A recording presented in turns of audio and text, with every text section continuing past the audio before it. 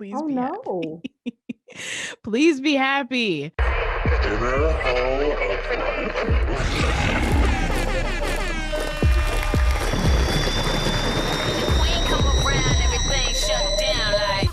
Welcome to the Inner Hoe Uprising, the podcast about sex, love, and dating from the perspective of me, Sam, one black, non-monogamous, pansexual feminist hoe who lives in New York City, whose period just likes to give them a 1-2 fucking punch every 28 days. And I'm ready to punch back. My pronouns are she, her, they, and them. And Akua, pronouns she and her, whose period symptoms never seem to end. I realize I'm PMSing all month long. Oh, no. It's literally just ongoing. Yeah. And I'm tired. But here we are. Black that was femme, me. Semi-omnisexual. Pronouns? Oh, I already said them. Oh, okay. That was me them after my name. before birth control. And I always think, how much better of a life would I have lived if I didn't always have like 2 weeks out of the month just hateful, tired. It's all bad. Yeah, but this podcast is not all bad. Every episode of the Inner Hoe Uprising works like this. Myself and my lovely rotating co-hosts talk about sex, love, and dating as it pertains to current events in the world, our lives, and yours. And occasionally we hit you with interviews with insightful folks or do deep dive episodes on a topic of our choice. This episode, it's October, it's spooky season. We're talking about the scariest phenomenon we've yet to cover on this show. The white hotep. We could end the episode there, to be honest, but we won't. We are also getting into allegedly demonic sex, safer dildos, why Texas legislators are increasingly the worst, queer animals, and much, much more. So we got a mixed bag for you here today. If you'd like to follow along with the conversation had on this podcast on social media, you can do so by using the hashtag #InnerHoleUprising so we can see it, and the hashtag PoliD so other people can see it. If you'd like to follow us on social media, you can do so at @InnerHoleUprising without the G on Twitter, at @InnerHoleUprising with the G on Instagram and Facebook. You can head to There's a child and he's doing things. You can head to InnerHoleUprising.com to pay a hoe and cop some merch. Yes. All right, up first, we're dipping our toes into spooky season with 2 very disturbing phenomena observed on social media. But first, something even darker, the state of the world, huh? Is there something interfering with your happiness or preventing you from achieving your goals? Is it perhaps... Capitalism. Oh, name it. Don't claim it, but name it. That is exactly what it is. All it out. Yeah. Mm-hmm. Capitalism, bigotry, racism, homophobia, sexism, cis sexism, anti-fatness, and it goes on and on and on. And she continued talking for the next 20 years. Yeah, I can relate to that. I can also refer you to my favorite online therapy service that helps me sort out some of these feelings about these oppressive systems that we live under. This service is called BetterHelp. BetterHelp will assess your needs and match you with your own licensed professional therapist. You can start communicating in under 48 hours. It's not a crisis line. It's not self-help. It is professional therapy done securely online. There is a broad range of expertise available, which may not be locally available in many areas. The service is available for clients worldwide. You can log into your account at any time and send a message to your therapist. You'll get timely and thoughtful responses. Plus, you can schedule weekly video or phone sessions so you won't ever have to sit in an uncomfortable waiting room as with traditional therapy. Not to mention, BetterHelp is committed to facilitating great therapeutic matches, so they make it easy and free to change therapists if needed. It's more affordable than traditional offline therapy, and financial aid is available. BetterHelp, along with we here at the Inner Hoe Uprising, want you to start living a happier life today at this very moment. You can visit their website and read their testimonials that are posted daily. And while you're at it, you can visit betterhelp.com/IHU. That's better, HELP. And join the over 1 million people who have taken charge of their mental health with the mental health. Yes. Taking charge of their mental health with the help of an experienced professional. In fact, so many people have been using BetterHelp that they are recruiting additional therapists in all 50 states. Once again, special offer for Inner Ho Uprising listeners. That is you all. You can get 10% off your first month by going to betterhelp.com/IHU. That's betterhelp.com/IHU. Let us get into our first segment. Today. Oh my God, what is that? Oh my God, what is that? That's always a funny drop, but it so encapsulates what we're about to talk about. These are not good things, folks. Nothing that you are about to witness is going to be good. Okay, all right. I'm going to share my screen because the first thing involves a tweet. However, when I share my screen, sometimes Adobe Audition knocks me off. So let me just gather my goddamn bearings for a second. For a cotton picking second. Wait, let me make sure I don't have porn open. I never have porn open, but I just don't want anything personal to be shared. I don't watch porn on my laptop. Share computer sound. Yes, continue to do that. And Adobe Audition. Oh, it's still going. Look at that. Wow. Mercury in retrograde is like, let me not fuck you up this time. Oh, okay. Hey. Yeah, that's okay. So if you're watching on YouTube, you already see something quite disturbing. What do you? You want to? Do you want to do the visual description of what the fuck is going on up in here? Okay. So I'm gonna take a yeah, I'm like, if it. you want to. I just so this is a tweet by West Indy Die or Day. And they say they tweet, and never in my over a decade on Facebook have I ever contemplated deleting the app until now. Really? Yeah, that's a big deal because everything on Facebook makes you want to delete Facebook. I just like, yo, I gotta go. But then we have a screenshot of a Facebook profile. Yeah. And to the left side is this white man with grills in his mouth. Yeah, those are gold grills. And he has a Cavaliers beanie on. Okay, because I don't know who them people is. To the right of it, this is a collage. So to the left is this white man. To the right, you have to describe that, Sam. It is that's that's King Tut, like the typical like King Tut fucking statue, bust or whatever, which I illegally took a picture next to in Egypt. Sorry, maybe I shouldn't have revealed that. It was by accident. But instead of like him just being King Tut, he has like a grimace face, like a let me see a grill face. King Tut is doing his best impression of Paul Wall. Oh my God, this is what this man is. Wait, no, don't do Paul Wall like that. Don't do Paul Wall. And I do love Paul, but I just and then in the middle is what it in the middle is just this amalgamation of him in this King Tut headdress, I guess. And I just what is his name supposed to be? Mentuhotep? Yeah, Mentuhotep. Amen. Yeah, so it's funny that you're like, this is a collage. Nigga, this is his fucking Facebook cover photo and his profile picture. Oh, yes. I forget how Facebook works. Facebook that. Like, he's created a collage. He's created a collage in my mind. And the profile. The Facebook cover is a collage, though. Yeah. It's two pictures next to each other, yes. Okay. And then his profile picture is, he's wearing this Halloween headdress. He has a shirt that has, I guess that's Ra the sun god on it. And then he has a couple of chains. One of them is like one of the pyramids, and then he also has his grills. And I just this goatee of his. It continues onward. So then I guess Facebook's have like subtitles. I guess is that your profession? I don't know. His subtitles is the Black Womb Man is God. Oh Lord. Then there's an Ankh emoji. I'm cracking up. For his job, works at Kemetic spirituality. Kemet is one of the original names of Egypt.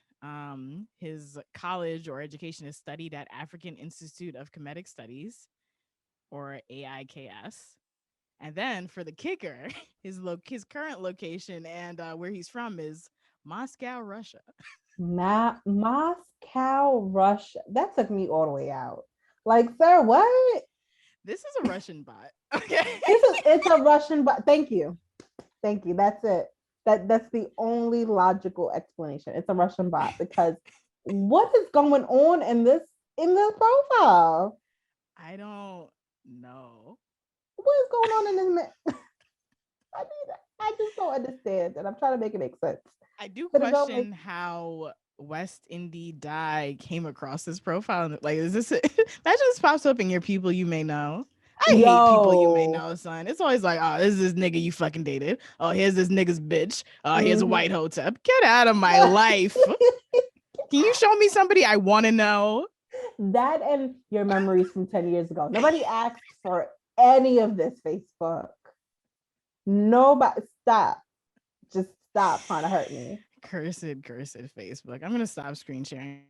I need to see that any longer.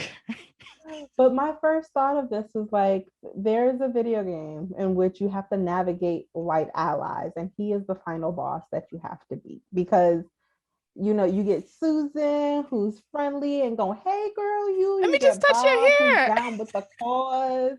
And when you get to level 33, it's Menhitu or whomever. Menheadsup, man.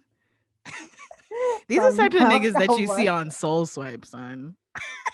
Ooh, for that app Black. Ooh, sorry, Black. But you don't have the best people on there. Yes. You be having some white hoteps on there. They're like, we'll never sponsor this show. I bet he is on it. I bet he's on it. Oh gosh. Okay, now that thing happened where it made my thingy stop. It's after I stopped sharing. Okay, that's good to know. Uh-huh. Okay, well, that was all really unfortunate. Just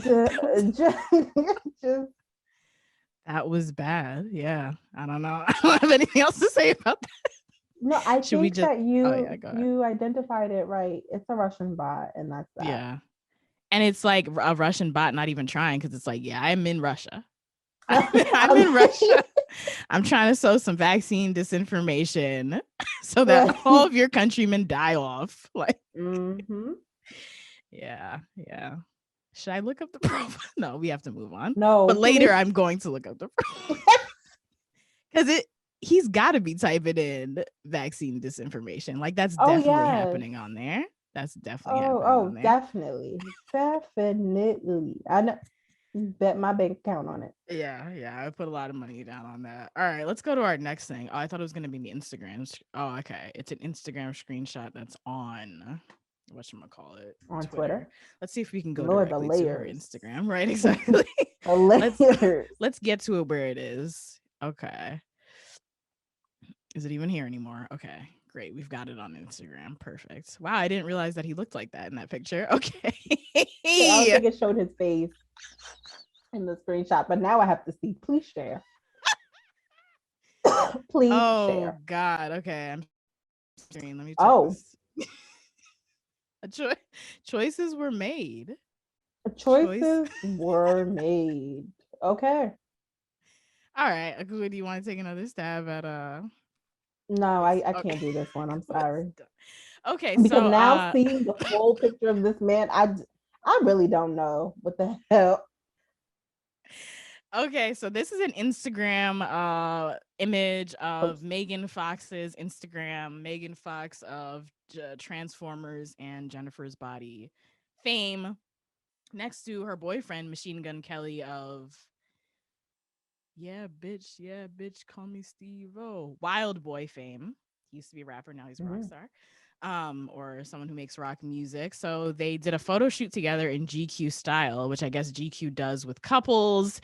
And I like what she's giving in the picture, to be honest. I would have liked what he was giving, but I'm not a huge fan of the 80s shoulder pads and hair. But they're both very like 1980s rock star type vibes. She has blunt bangs. It's all nice, whatever. But the caption is why we are here today. So the caption writes, The Tale of Two Outcasts, which is just like, you're both celebrities, but okay. The Tale of Two Outcasts and star-crossed lovers caught in the throes of a torrid solar flare of a romance featuring, feverish obsession, guns. Oh yeah, I forgot she's holding a gun to his penis or his crotch. Yes, to his groin in this image. Guns, addiction, shamans, lots of blood, general mayhem, therapy, tantric night terrors, binding rituals, chakra sound baths, psychedelic hallucinations, organic smoothies, and the kind of sex that would make Lucifer clutch his rosary. And then Akua clutched her non-existent rosary. Because every time you're just like, what is going on here? And there was a lot of image. There was a lot of themes in that. And the tantric and night terrors. I don't think those go together. I don't. Yeah, I don't really even get that, because like that's like in reference to tantric sex and like waking up because you think a demon is sitting on your chest, right? Like, yeah, like tantric's supposed to be pleasurable and kind of mindful and grounding, and then what? Night terrors is sleep apnea. I think she needs to see a doctor. Night terrors are not that. They're very alarming and dysregulating to the nervous system and very emotionally distressing. So how does one use look here. Look here. Okay. I don't got it. I don't. My first thoughts was, this is word salad. This is a lot of words. This is a random word. Maybe Megan Fox is a Russian bot. There we go. Allegedly. I was like, this is word salad. I'm sorry. What? Yeah. I actually like them as a couple. I like what they're doing as long as it's not abusive, whatever. I don't care. Not that I don't care about abuse, but I don't care about celebrities that much. That was two different thoughts put into one. Mm-hmm. I like them as long as it's not abusive. I don't care about celebrities enough to be fully invested in what they're doing. Mm-hmm. But like the whole, we're bringing back rock star vibes. Like, I think that that's cute and nice or whatever. Mm-hmm. I just think that this is borderline ridiculous, which I don't think is a bad thing. But I think it doesn't make you as cool as you would have been if you didn't post this. Yeah, it's I said they're trying so hard, especially because they're in their like mid-30s. Yeah, but this is very like a 16-year-old MySpace caption. Oh yes. Yeah. That's it. Yeah. That's it. And then some of the things are just like, why are there guns? Why are there guns? Like, is it abusive or is it not? What were you doing with the shamans? What were you doing with the shamans? Because it didn't help. The therapy didn't help. Was not enough. The shamans didn't help. The binding ritual might be what fucked you up. Maybe you shouldn't have done that. Maybe you shouldn't have done that. Oh man, I'm surprised the drugs organic is not in smoothies. I'm addiction. Sorry about whoever told you what, but those ain't gonna help either. They're not gonna do nothing. They're not gonna cleanse. Not the acai berries. Not enough kale in that smoothie. Nope, not gonna help. Yeah, I hope that it has oh, now it's gonna cut me off. Hold on, let me restart. I've restarted. I hope that it is not as hectic or unhealthy as the caption makes it sound. They're trying to portray it exactly. Right. Yeah. And I think that you can be a badass and even lean into the occult and the rock star without being unhealthy. So yeah, like I want us to kind of like ditch that, you know? Yeah. And that was like one of the things I wanted to sorry, there's a pimple on my head. To talk about, like the kind of sex that will make Lucifer clutch his rosary or whatever. It's like, one, why does Lucifer have rosaries? He needs a string of pearls. Let's get it together. Let's get it. Not him from the Powerpuff Girls. I think he does actually wear a pearl. And he does. And that's my everlasting figure of Satan. Like, I don't understand. But secondly, like it perpetuates the idea that kinky sex is, deviant and satanic. And I don't like that. It don't gotta be. Hmm. It don't gotta be. I have opposing thoughts about that. I don't really know. Yeah. This is the second time that I'm like, I'm not sure what Satanism is. And I'm sure somebody's listening like, this bitch Sam is like worshiping Beelzebub at the Wig Crucifix. That's not what I'm doing, but just from the very like limited knowledge that I have, I think it's like anti-religion, which I don't necessarily have an issue with. And then also like, I don't know. I don't know. Yeah. Maybe satanic is not the word I should use. Yeah, and if it is like paired with Satanism, like if that's you, which that is what some people are into, then like do you or whatever. But deviant, like evil and wrong. Wrong, I would not want to pair those words with kink, though. Deviant, I don't know, because like vanilla sex is vanilla and kink is not vanilla because it's not vanilla, you know what I mean? Like I don't know, like obviously I've like delved into kink, but I wouldn't consider myself like a kinkster. But I don't know how people who consider themselves a kinkster feel about this, in the same way where it's like I'm okay with it being called, but like I'm okay with calling my niggas nigga. And like some queer people are like okay with saying like the F slur and stuff like that. Like maybe they do consider their sex deviant. Yeah, I don't know. I'd be curious to know what type of sex Megan Fox and MGK are having, because if it's just fucking doggy style and this bitch is like stunned for the gram like they do. Yes. Okay. Like, is it even kinky? Is it even kinky? Yeah. Is that all we have to say about these That's two? all. That's all I got. Because why? Yeah. Well, thank you. You hit the nail on the head. It is very much MySpace caption. It took me. You're right. I can see it. Which I kind of get that for her. I think she's living it now. It's just a fucking analyze Megan Fox's life podcast, but she got married when she was 18 to Brian Austin Green and Brian Taylor Green, some sort of Brian, and he was 30. And I think that first of all, young relationships, if you want to be in them, that's fine or whatever. But I do think they kind of rob you of an experience of your youth. And she might be trying to relive that. I don't know. Yeah. So maybe she's just like going straight full throttle. MySpace 16 on the pedal. And he got famous when they were both famous when they were pretty young. I don't know. Maybe they're trying to relive something. I like that. Yeah. I hope they're happy together and it's healthy, but stop posting stuff like this on the Instagram, please. In front of my salad. All right. What is the next segment? Is fuck that, right? Okay, let's play the drop for that.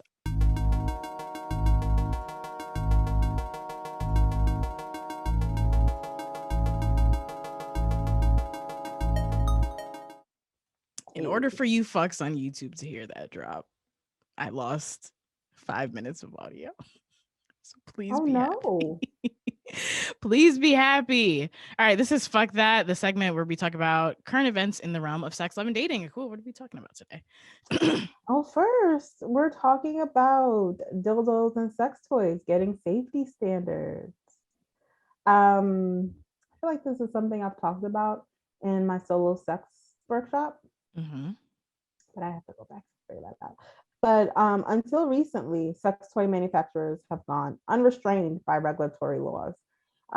They had been able, meaning they had no regulation system in how they designed their toys, what they made them of, none. They were just out here doing what they wanted to do. So there could have, like, not saying there was, but there could have been lead in your sex toy, and nobody was gonna nobody was gonna say anything. Nobody was gonna tell you. Now they typically have, though there's no regulatory board or I don't know department, they follow the molds of other manufacturers and stuff. And they had been able to do this because apparently there's a labeling loophole that allows them to categorize their products, these sex toys, as novelty items, as a jack-in-the-box ring. Like, I need to understand. Remember that store Spencer's or whatever? Yes. Yeah, they sold sex toys, but it was a novelty item It shop. was a novelty item shop. You are so right. Yeah. Also, Ricky's. Ricky's too. Yeah. Yep. And by doing that, by using this loophole, it exempts their products from testing and safety protocols that other sectors like food and drugs and medical devices are subject to. And that made me kind of think, like, why? Like, I think that there's a stigma about sex toys and using sex toys. I think that they are also coupled with or like widely associated with women using them to orgasm in lieu of penetrative cis het sex. And so like lawmakers don't care because they don't care. I think you're onto something with that. Because like for some people, it's just like, I'm not gonna orgasm without this. So yeah, if like men needed it to orgasm or cis men needed it to orgasm. I also think it's just like the stigma and the lack of regulation of things that are stigmatized to be safe. Like sex work is stigmatized and not regulated, and that's how like people are harmed. So yeah. So through the push of medical doctors, because they're tired of you coming up with shit stuck in your asshole. They tired. Okay. Through the push of sex toy manufacturers who actually want good products out in the market for people, the International Organization for Standardization. Lord, that's a lot. Okay. Which is an independent, non-governmental group who sets safety standards for many industries, have now introduced a set of standards for the quality of sex toys. Ooh. They call this ISO 35533:2021. Where's the cool name? Never had one. I'm going to read the abstract because it's a publication and I ain't got the coins to buy it. So we're going to read what they put in the abstract, y'all.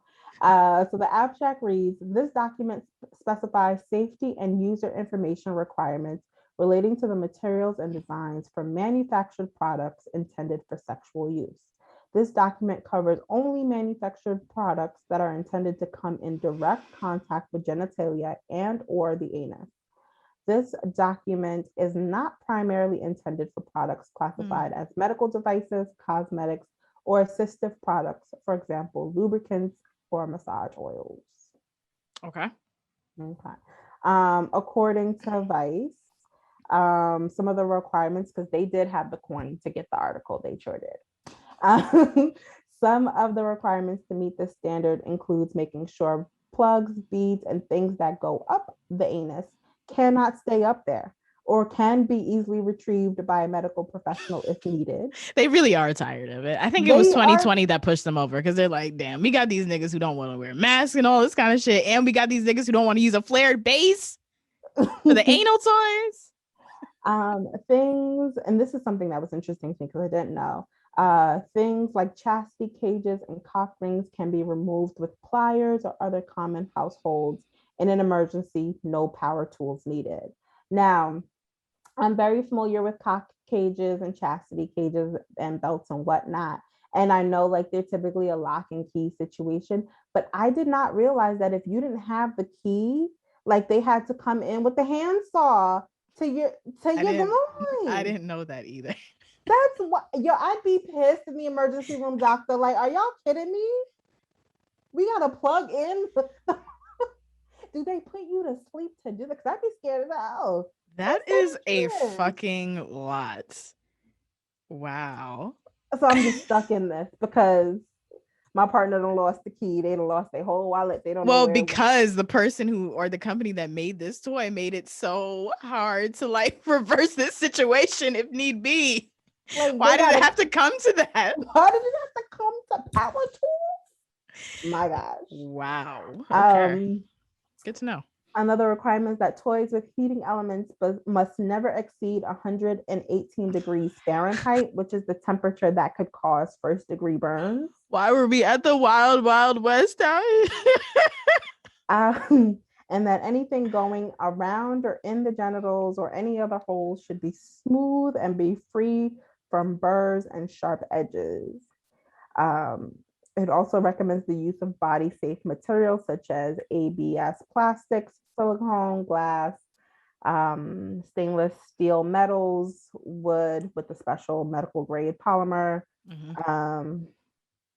and such. But what gets me is that these guidelines, because they're a non-governmental organization, is that these aren't mandatory.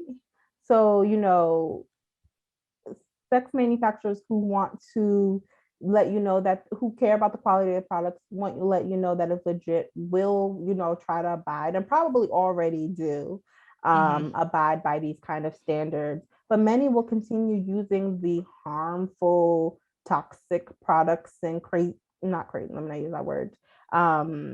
What's the word I'm looking Dangerous. for? Dangerous, thank you. Dangerous, you know, designs and Yeah. materials that they're already using because capitalism, because it's cheap and they can sell it to you for 3 times the price. And what would you know? In my solo sex podcast, listen to me. I'm starting something else. Not a spinoff, girl. A whole spinoff. In my solo sex workshop, we do talk about toys, how to buy toys, different materials of toys, and the fact that it's hard to tell who are good sex manufacturers. A lot of the toys that we or the companies that we talk about or have used or sponsor us are good sex manufacturers. We'll get the box and it'll actually have, I don't want to call it ingredients, but the materials used on the packaging. Yeah. Whereas I have, if you've taken the solo sex workshop, I have Wilhelmina, my lovely, lovely girl, who I don't know what she's made out of. I know what she's made out of, but I had to research what she was made out of because it didn't come on the packaging. And she forever has this hard artificial smell of like a rubber that you just know should not go in your body, but I was gonna do it anyway because I was young, you know. I've now learned, but and you know, I got her. I was gonna replace her, but that never happened. But yeah, like you will really not know without regulation. We really don't know what are in these products, and we're putting them in our body. So part of that, I talk about avoiding the use of toys and devices made with jelly rubber. It's like that flexible, soft plastic. The technical name is polyvinyl chloride, PVC, because they frequently contain toxic chemicals known as phthalates, which research is beginning to link to cancers, infertility, decreased sperm count, and malformed penises.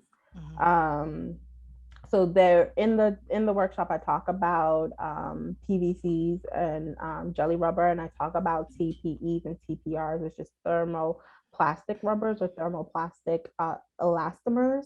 And they aren't made with phthalates, but they're also soft rubbers and they're non-porous, which can allow them to hold bacteria and viruses. And if you have one, should only be used on one person with a condom or with some type of protective barrier, because you can boil it, wash it, whatever, but it's not going to get rid of all the bacteria. But I think that this is, though not mandatory, it's a great step in the right direction in getting our sex toys, because the sex toy industry is booming. I know how many packages came from Amazon in 2020 when niggas was at home. Like, they know they are booming, and I would love to see, you know, safety as part of that rather than just the greed of capitalism.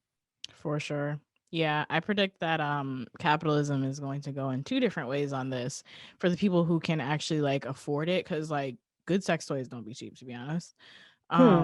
Cheap is relative, but still. People who can actually afford to have, like, it's the same thing where it's like people can afford organic foods and things like that, and things not used with pesticides, are gonna like, that's gonna be like a good branding symbol now. Like, oh, we're approved by ISO 355, whatever the fuck it was called. We're really just ISO, the whole organization. And the other way it's gonna go is that people who can't afford it are gonna keep buying the other stuff because niggas want to have sex, and you're gonna use what you're gonna use. We're gonna Yeah. So I even think of like people who engage in like whatchamacallit, like survival sex work and all that kind of stuff, who want to incorporate toys into their play, but they can't like afford whatever products. Yeah. Cold world that we live in. But thank you for updating us about that, Akua. Well, if you are a patron, you might have realized that by now we are doing weekly content that is dedicated to one hoe, or one hoe takes a week and does content that is special to us. So one of these weeks, Akua is probably going to do her sex workshop again. So look out for that. And if you're not on Patreon, we'll talk a little bit more about that right now, it seems. So up next, Texas legislators, or should I say TexASShole Legislators, relentless assault on trans rights. But first, do you like horror films? Yes. Do you like, why'd you say I'm just trying to be supportive. Oh, okay. God damn it. Do you like horror films? Do you like hoes? If you answered yes, you're in lots of luck. So this week, principal hostess with the mostest, that's me, my name is Sam, is hosting a virtual horror movie hangout in honor of spooky season. We will screen something a little scary, probably a little sexy, and of course talk shit about it along the way. It might be Jennifer's Body in honor of spooky smoothie. Yeah, Megan Fox. Not spooky Megan Kelly, because I confused them too. And I didn't know. Not fucking Megan Kelly. That's where we draw the line of white women being spoken about on this podcast. So that's right. Sorry, I skipped ahead. Yes, so that will be this Thursday at 9 p.m. Eastern at the time that this is coming out. That is October 21st, I believe. Let me double check. Yes, that will be October 21st, 2021, Thursday at 9 p.m. Eastern. The catch is that you've got to be a patron to join me. Yes, that is right. For as low as $2 a month, you can join this week's horror movie hangout, and in addition to our other weekly Patreon only hangouts and pieces of content. You can also support independent podcast creators who work very hard to make the show week in and week out for going on 6 years now. So you can get stuff and watch stuff and hang out with people and support independent content creators for as low as $2 a month. I don't know. It sounds like a good deal to me. If it sounds like a good deal to you, then the link to sign up to our Patreon will be in the show notes. And I hope you can join us for the horror movie hangout. Yeah. All right. Now let's take a sharp left turn and talk about food. Green Chef has a meal plan for every healthy lifestyle. That is paleo, plant-powered, even if you just want delicious but balanced dishes. Green Chef's expert chefs curate every recipe, and with over 30 meal choices every week and the flexibility to switch plans, you'll never have to sacrifice taste for nutrition. You can enjoy restaurant quality dishes in the comfort of your own home. What's better than that, to be honest? You can like have a good meal and be in your pajamas or nothing. You know, I like Green Chef because it allows me to make really, really tasty meals with ingredients that I don't personally keep in the fridge without the hassle of going to the supermarket for those really, really specific items, and then it just sits in the back of the fridge for the rest of my life. Akua, how do you feel about Green Chef? So Green Chef has really come in handy now that I'm no longer working remotely and my son is in school. We have 2-hour commutes at the end of the day. Well, I have a 2-hour commute at the end of the day, coming from work to his school and then home, with at least 30 minutes of that of me listening to a preteen scream K-pop lyrics. I'm exhausted by the time we get up the steps. Like, I am done. And given that I failed to meal prep since August, just week in and week out, Green Chef has allowed me not to resort to continuous greasy takeout. It's increased my ability to make sure that we eat nutritious and tasty meals while trying something new. Like tonight, we are doing the tofu with the cherry barbecue sauce, roasted red potatoes, and collard greens. I'm going to do that tonight too. Yeah. Oh, yes. Twinsies. We're always the It's same person. Green Chef has come in clutch. Yes, I really enjoy it. Well, to join us in eating good, you can go to greenchef.com/IHU125 and use code IHU125 to get $125 off, including free shipping. That's greenchef.com/I as in inner, H as in ho, U as in uprising, and use code IHU125 to get $125 off, including free shipping. Before getting back to the show, I do want to note that Green Chef is owned by the parent company HelloFresh, who have also sponsored us in the past. You may or may not be aware that over 1,000 HelloFresh kitchen factory workers in Colorado and California are unionizing with Unite Here. We here at the Interho Uprising support the workers' unionization efforts and are calling on HelloFresh to cancel their anti-union consultant and pledge not to harass or intimidate workers. If you're listening and you feel similarly, then I'm going to drop a link in the show notes to learn more about their efforts, as well as a petition to the CEO of HelloFresh that Unite Here has created for you to sign. I also want to highlight a piece of misinformation, my favorite thing to do, that was going around on Twitter claiming that HelloFresh workers were calling for a boycott. At the moment, that's not true. Sometimes that coincides with people forming unions, but that's just not true in this case.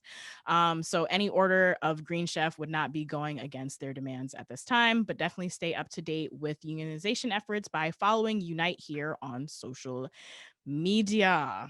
All righty. Now, let's go into this next segment. I feel like it's going to play the wrong thing. Yep, because I messed it up and I never fixed it. Exercise in political. Here we go. Here's the drop. Just another smooth exercise in political manipulation, deceit and deception, callousness and indifference to our individual problems, and the disgusting playing of divisive politics. The disgusting playing of divisive politics. All right. Shout out to Shirley Chisholm, RIP. This segment is called Politics, and it's the segment where we talk about legislation or public officials that affect sex and relationships, LGBTQ folks, and or sex workers. And today we're talking all about TexASS and the TexAssholes in Texas. Not everybody in Texas is an asshole. Shout out to Diamond Styles. And the rest of Marsha's Plate podcast. But there are some legislators in Texas who are assholes, and they're trying to make life worse for trans kids, specifically in the realm of sports. So we're going to start off with a little excerpt from an article in the Daily Beast written by Jamie Ross called Texas House Votes to Make Life Worse for Trans Kids in Sports. It reads, the Republican-controlled Texas House of Representatives has passed a bill that aims to ban transgender kids from playing on school sports teams that correspond with their gender identity. According to NBC DFW, that's NBC Dallas-Fort Worth area, the bill would refuse schools to place students on teams based on the gender on their the bill would force schools to place students on teams based on the gender on their birth certificate at birth and not based on their gender identities. The bill had stalled in the House 3 times before Thursday's vote, but it will now move to the state Senate, where it's expected to pass. However, the ACLU of Texas warned that the fight against this bill is far from done. Quote, the Texas House just voted to discriminate against trans kids and exclude them from playing sports as their authentic selves, says the ACLU on Twitter on Thursday night. I don't think they said it on Twitter. Why did I make that up like that? I think they just released a press statement. Sorry. For months, trans kids and advocates have been fighting against bills like HB 25. The fight doesn't end. Okay, so just to get into a little bit of trans kids and sports and trans people in sports, fact versus fiction, I'm going to read a quick Mythbuster debunking resource that I got from Freedom for All Americans. I'm gonna link in the show notes. I've read it on the show before, but I'm gonna read it again. So if the myth is that, which it is, transgender women and girls have an unfair advantage in sports, the actual factual is that 25 states have successfully implemented policies that allow transgender youth athletes and their peers to successfully participate side by side while ensuring a level playing field for all. Additionally, two of the largest sports governing bodies in the world, the NCAA and the International Olympic Committee, have adopted fully inclusive policies. Transgender athletes participate in sports for the same reasons as everyone else: to get and stay healthy, be a part of a team, and build a sense of belonging with their peers. Our laws should protect everyone, including transgender youth, not encourage discrimination. So yeah, kind of what was alluded to in that Daily Beast article. This is the fourth time that this is the fourth time that the Texas Senate has passed a bill restricting transgender youth from playing on sports teams consistent with their gender identity in 2021 alone. On that note, 2021 has seen a record number of anti-trans legislation, including the US and Texas. Sorry, what? I read that wrong. 2021 alone has seen a record number of anti-trans legislation introduced in the US, and Texas alone has considered over 50 anti-trans bills. That statistic is from an article in Pink News, which I want to segue to now. The article is titled "Proud Parents of Trans Kids on the Emotional, Mental, and Financial Costs of Fighting Transphobia." The article was written by Maggie Bosca, and I just want to read some selections from it. So it goes. The repeated bombardment of hateful legislation has taken a huge toll, with LGBT plus suicide prevention charity, the Trevor Project, reporting a huge influx of calls to its helplines from queer youth in the state. Talked about this on a previous episode of Uprising, which I'm going to mention later, but also now, called Hormones, and I'll link that in the show notes. Which talks all about how these bills and anti-trans bullying and anti-trans legislation and just an unaffirming space for trans youth leads to higher rates of suicide and suicidal ideations in trans kids than with the general population.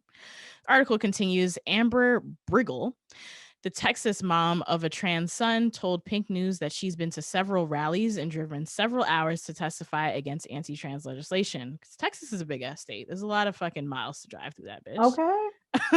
She described how she's done what I can, but got so burnt out and emotionally exhausted as a result of the prolonged battle. She felt still so bruised from the spring, and the waves of anti-trans bills have traumatized her whole family. Amber said she even had to see a specialist because she's losing her hair, adding she's not the only mama bear going through this. Ultimately, she wants right-wing advocates and politicians pushing these bills to just leave us alone, which is such an easy thing to do. You just leave people Just the that's fuck it. alone. Yeah. Article continues. Skipping down a bit, Rebecca Bryant will do whatever it takes to keep her daughter safe. Rebecca, who lives in Houston, has been to the Capitol several times this year to advocate against anti-trans bills alongside her young daughter, Sunny, at great expense. I spent close to $3,000 this year driving back and forth to the Capitol, buying meals on the road, and then sometimes nights in hotels, she told Pink News. The seventh generation Texan said the bills have affected her quote unquote chipper and goofy daughter, who she says now has big waves of anxiety. Sunny was among dozens who testified at the House Select Committee against HB 25. She asked why legislators were quote unquote attacking me with the hateful bill.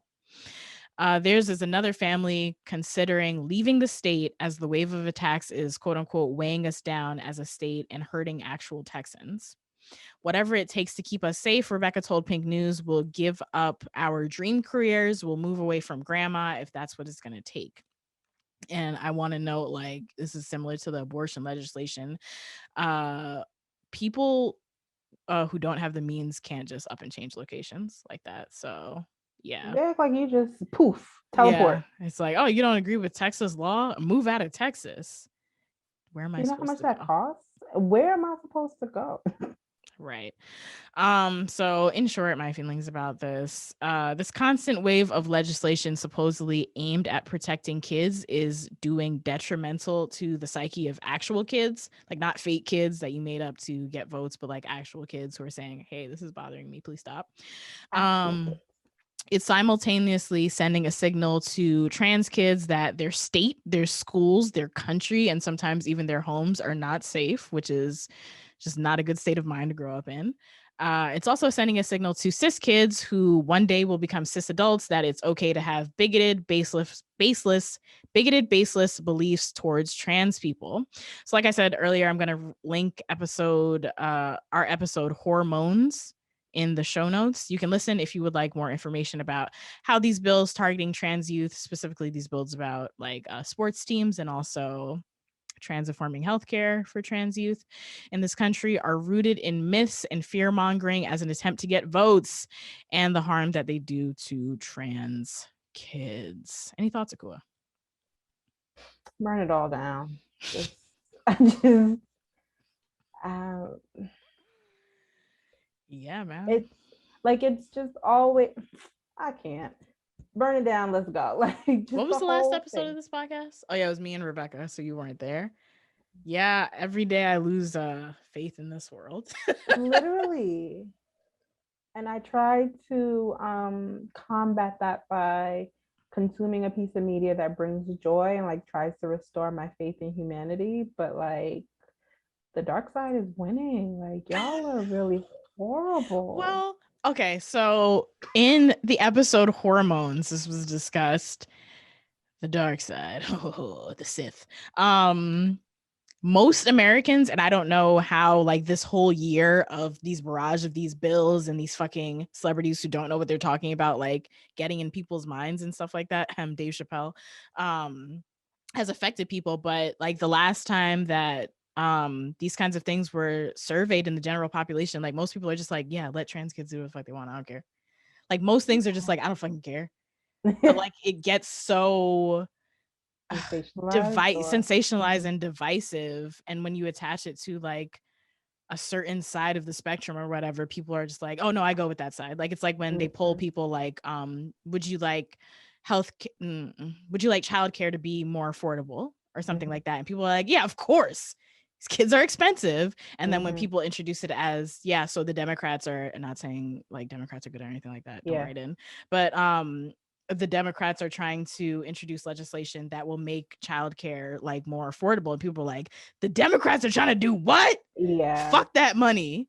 So like when you attach these certain things to a side of the spectrum, then it becomes politicized. But the Williams Institute, which is an think tank that does research about LGBTQ folks and stuff like that, did a survey, and most people were like, yeah, let them do what they want. I do not fucking care. So yeah, I think that the way that the dark side doesn't win is if everyone does the long, arduous work of educating people who might fall into this line of thinking. And that's when things get really dicey, because 1, everyone is tired. 2, I don't think that people who are oppressed should even have to do that labor. So I don't like want the onus of that labor to be on trans people in general. Yeah, I don't know. I also like on this podcast, I don't even know who the fuck we're talking to anymore. Like when we say stories like this, like I'm like, don't you guys already know that? Like, are there new people stepping in or something like I really don't know. I don't know. Sorry. It's okay. It's okay, because sometimes we don't. I mean, I guess know. like send this to your fucking friends or something like that. Do you have friends who are transphobic? You probably do. You need the help, the resources. What do you need? What do you need as a listener? Tell us what you need. Like, do you need to hear people rant about the same thing over and over again? Because sometimes that soothes me. There's some podcasts where I'm like, oh, this nigga Dave Chappelle is wilding out again. Let me listen to what such and such has to say about this nigga Dave Chappelle wilding out again. But I don't like to do that. Like I like to listen to that, but I don't want this podcast to become like, here goes this bullshit today. But like, do you guys want here goes this bullshit today? Y'all not gonna get it, because that's gonna tire us out. This gonna burn us out. I'm sorry. We can sprinkle it in sometimes, but yeah.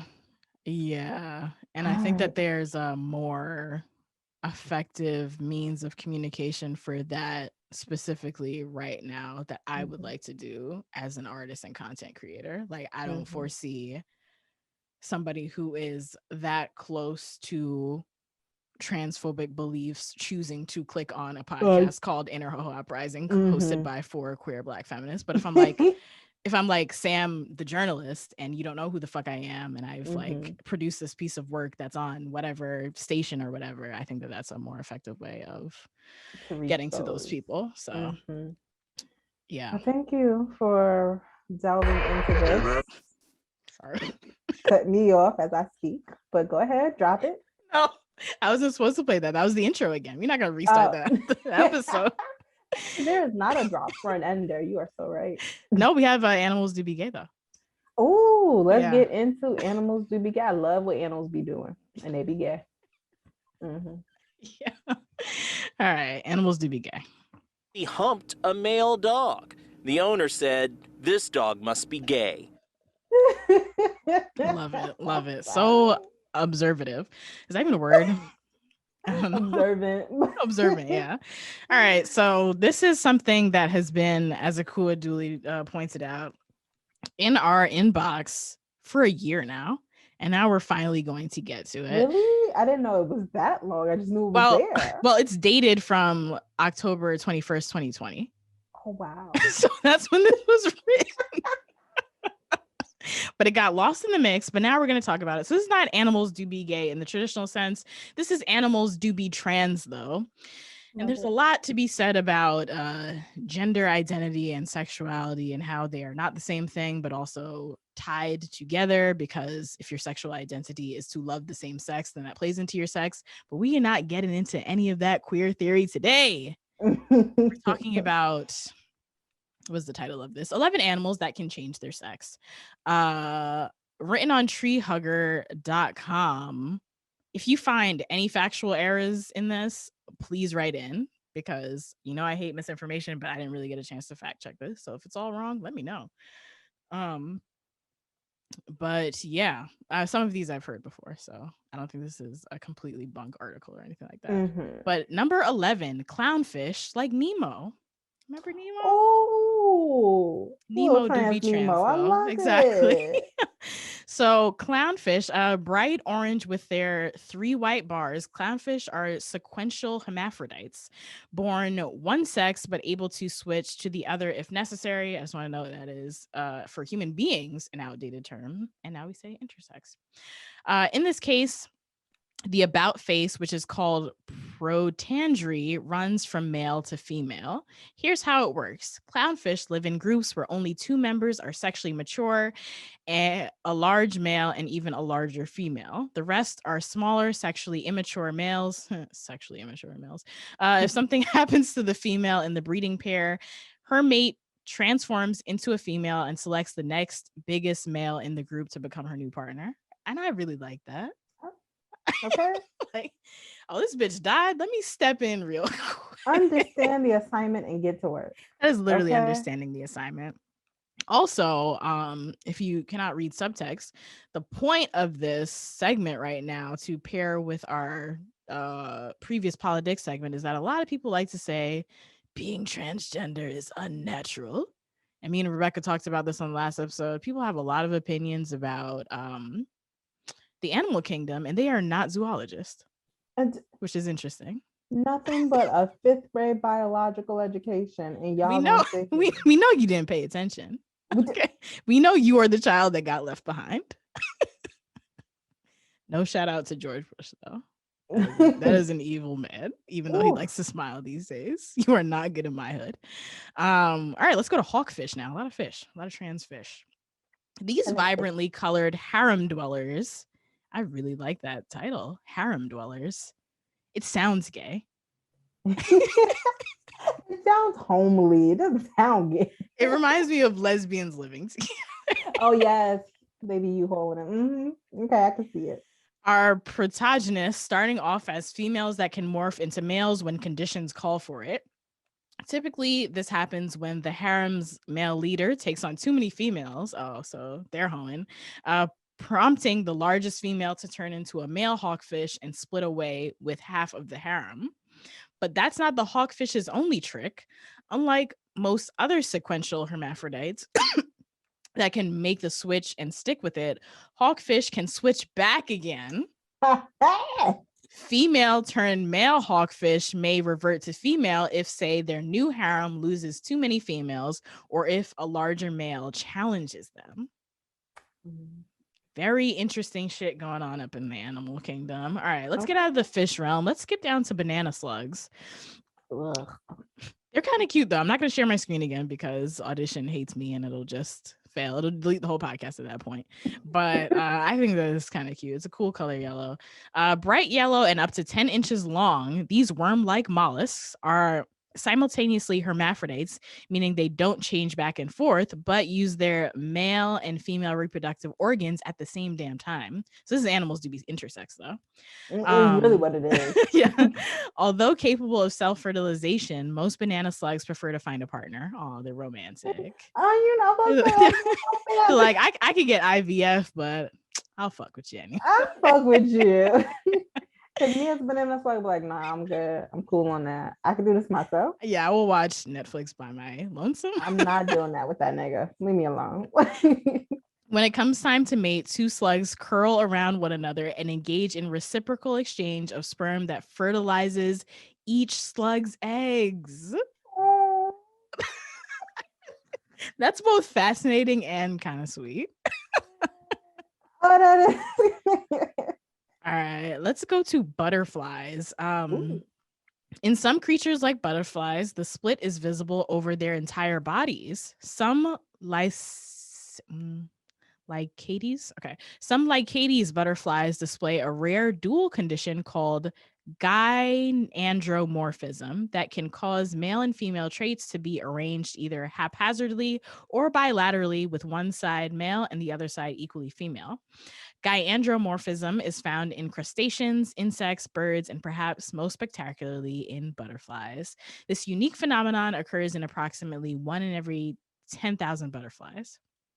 You know, I never even thought of butterflies having a sex. Like, you mean they just not worms who grow wings and then go off? How do they reproduce? Like, just see, that's the thing. Like, people are like, oh, I expect these natural things to come from butterflies or to come from animals, but animals are just doing all kinds of shit that we just really don't know. Okay. Yeah, whatever they need to do. These niggas have been here a long time. They know it. They got it. They got it. All right, next up is cardinals, and I just love birds. Birds are so pretty. Cardinals, bilateral gyandromorphism also occasionally shows up in northern cardinals. Since male and female cardinals have different coloration, it's easy to spot a gyandromorph, which has brown gray, quote unquote, female feathers on one half and bright red, quote unquote, male feathers on the other. According to a study, gyandromorph cardinals not only look different, but they also act differently. At least one researcher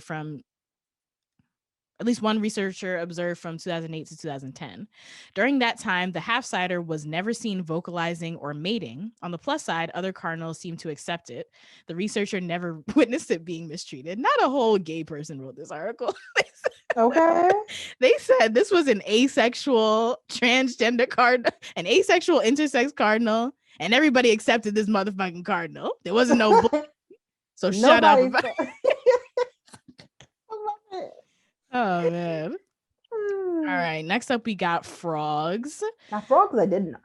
Oh, I didn't know that. That's cool. Okay, so for years, researchers have observed frogs spontaneously changing sex in the lab. Now they have done the same studies in the wild.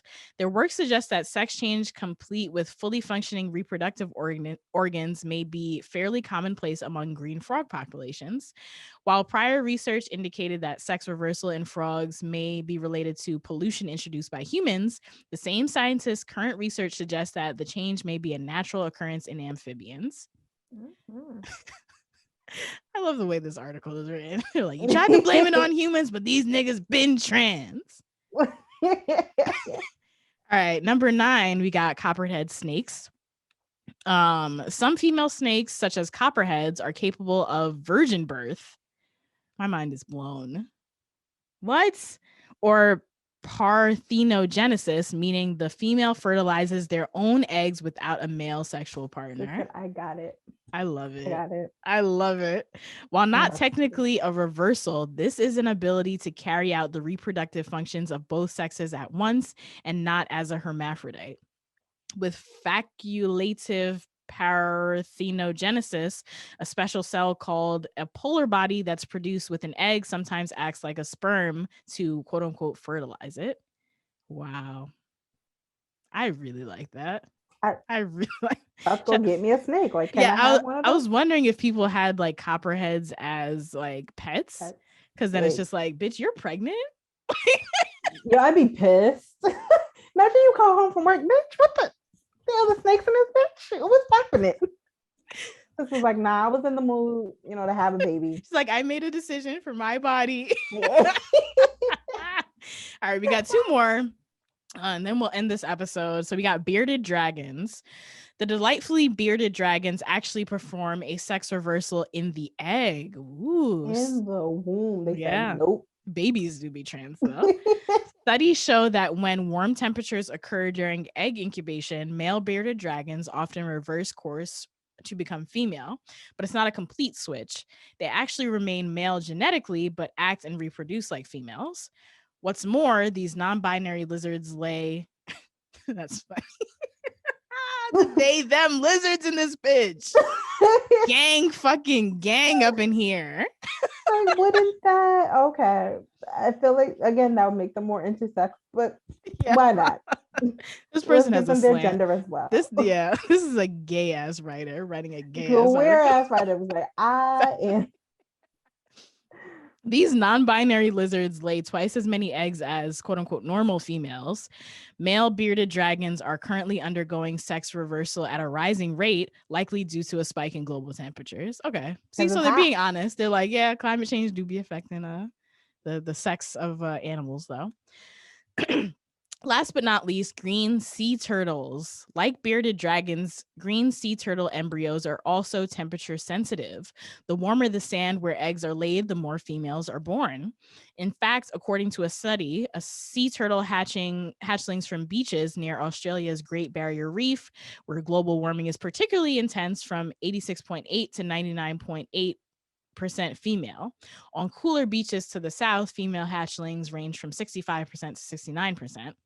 What impact might this dramatic sex imbalance have? The researchers conclude that females may seek mates in cooler climates so reproduction continues. However, if too many females can't find a mate, sea turtle populations, which are already endangered, could severely decline. I'm sorry. It's the fact that this segment was supposed to be the upbeat segment and the last animal section was like, you niggas are still fucking up there. But the author, Sydney Stevens, had an agenda. They queer ass was like, animals do be intersex, they do be trans, and global warming. Don't forget it. Yeah, that's true. Honestly, is Sydney Stevens Black? We gotta have them up on this podcast. Because I thoroughly enjoyed that. I'm gonna let you know, okay? We are talking about all the things. Hit on every topic. Thank you, Sydney. Well, that's it for the podcast. If this episode made you laugh, helped you learn something, made you feel good, made you question yourself in a good way, or positively moved you in any sense, please leave us a rating and review on Apple Podcasts and let everyone you know that you love these hoes. We appreciate all of you. Again, if you would like to follow us on social media, you can do so at Uprising without the G on Twitter, at Uprising with the G on Instagram and Facebook. You can head to uprisings.com to pay a hoe and cop some merch. You guys can follow me at Hey a Cool Girl. That's AKUA. Nope, that's not it. That's not it at all. That is HEYAKUAGIRL. You can follow me at SamRid on Instagram and Twitter. And yeah, that's it, right? Have a lovely week because you motherfucking deserve to. Bye.